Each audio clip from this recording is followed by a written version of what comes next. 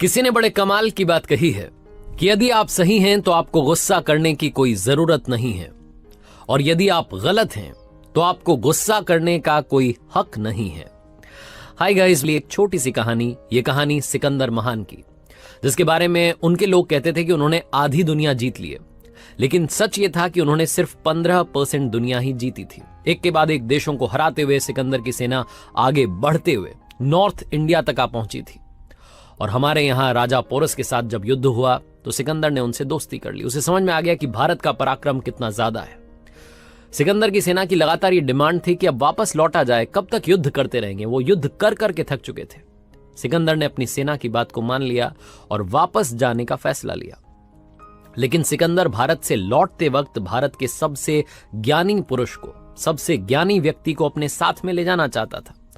उसे किसी ने बताया कि एक महान संत हैं, उनके पास चले जाओ, अगर उन्होंने तुम्हारी बात मान ली तो तुम्हारे साथ में तुम्हारे देश चले जाएंगे। लगता नहीं है। सिकंदर ने कहा, अरे मैंने बड़े बड़ों को हरा दिया है, बाबा जी क्या चीज है। बाबा जी के दर्शन के लिए पहुंचा। बाबा जी निर्वस्त्र, दिगंबर, ध्यान में बैठे हुए थे। बहुत देर तक सिकंदर इंतजार करता रहा। जब उन बाबा जी का ध्यान समाप्त हुआ, ध्यान टूटा, तो वो अपनी तपस्या से बाहर आने के बाद में सिकंदर को दर्शन देने के लिए कुटिया से बाहर निकले। और जैसे ही कुटिया से बाहर निकले, सिकंदर की सेना ने नारे लगाना शुरू कर दिया, सिकंदर महान की जय हो, सिकंदर महान की जय हो।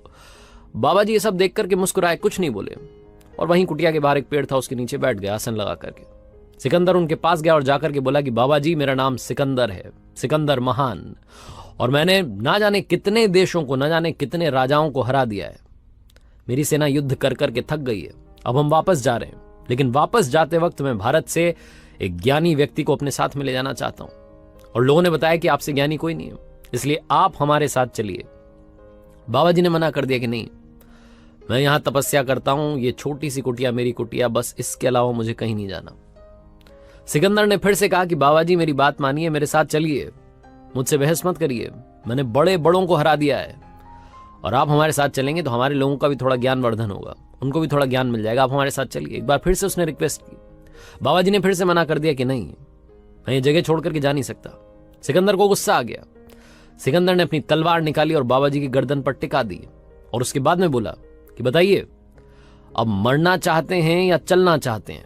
बाबा जी ने कहा कि तुम अगर मुझे मारना चाहते हो तो मार दो, लेकिन मैं कहीं नहीं जाने वाला, और तुम्हारे बारे में बस एक बात कहना चाहता हूं कि ये महान बोलना बुलवाना बंद कर दो। तुम महान नहीं हो, तुम तो मेरे गुलाम के भी गुलाम हो।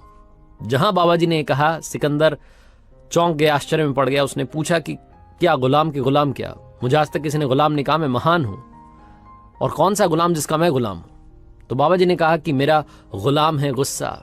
जब मैं चाहता हूं तभी वो गुस्सा मुझे आता है, लेकिन तुम तो उस गुस्से के गुलाम हो, तुम तो मेरे गुलाम के भी गुलाम हो। तुमने पूरी दुनिया जीत ली ऐसा तुम कहते हो, लेकिन तुम अपने गुस्से पर आज तक काबू नहीं पा पाए, विजय नहीं पा पाए। अगर तुम यही बात मुझसे प्यार से, मोहब्बत से कहते तो शायद बात कुछ और होती, लेकिन तुम अपने अहंकार में डूबे हुए हो। उस दिन सिकंदर बहुत बड़ी बात सीख करके चुपचाप अपने सैनिकों के साथ वापस लौट गया। छोटी सी कहानी है, लेकिन हम सबको सिखाती है जिंदगी में बहुत ज्यादा जरूरी है अपने गुस्से पर कंट्रोल करना। क्योंकि आप 1000 बातें चाहे किसी के लिए अच्छी कहें, लेकिन एक बात अगर आप गुस्से में गलत कह देंगे तो आपका रिश्ता, आपकी दोस्ती, आपका प्यार वहीं टूट जाएगा।